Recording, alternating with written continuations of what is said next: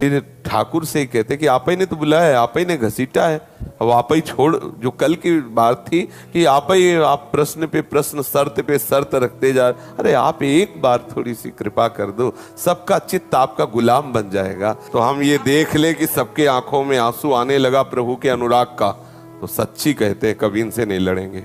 इसीलिए लड़ते हैं कि आपने बुलाया है तो आप सबको अपना अनुराग दीजिए।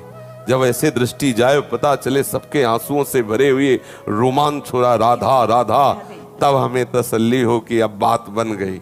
जब आपके नेत्रों में आंसू देख लेंगे तो हमें लगेगा मेरी मेहनत सफल हुई।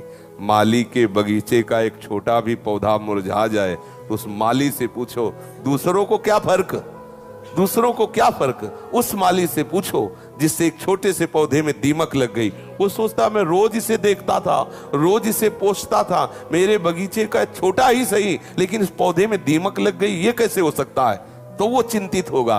दूसरे को लगेगा कि और भी बहुत से फूल हैं, देखो ना, काहे को उसमें पड़े हो। लेकिन उस माली से पूछो क्योंकि उसके बगीचे का फूल है। आप हमारी श्री जी के बगीचे के पौधे हो। आपको मुरझाता देख करके मेरे में सामर्थ्य नहीं कि मैं चुपचाप रह सकूं। जरूर जरूर कोई न कोई औषधि ऐसी छिड़काव की जाए जिससे दीमक हटे। तो एक ही औषधि है, कृपा।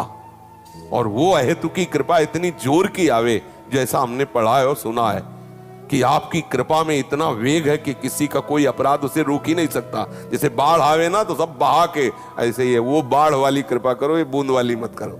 ऐसी बाढ़ की कृपा करो कि हमारा चित्त विषयी आपके अनुराग में डूब जाए।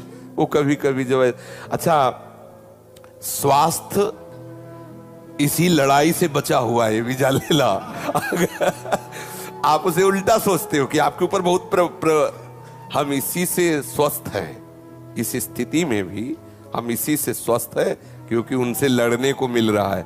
अगर उनसे लड़ने को ना मिलता तो इससे नहीं लड़ सकते। फिर ये तो गिरा दे, क्योंकि फिर ऐसी, अब ये हमारे लिए भुनगा है।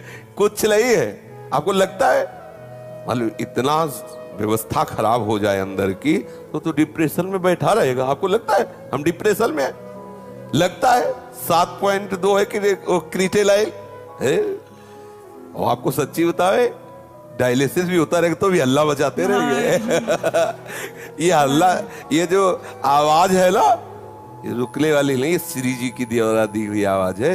ये पंच भौतिक शरीर के बल से नहीं निकलती, ये श्री जी के बल से। मेरे बल से वृंदावन, और मेरा बल जो वृंदावन रानी है वो चिदानंद है, अविनाशी। जब तक उनकी कृपा से बोलने का अवसर होगा तब तक ऐसे ही दौड़ते रहेंगे, चाहे रोज डायलिसिस, उससे क्या फर्क पड़े।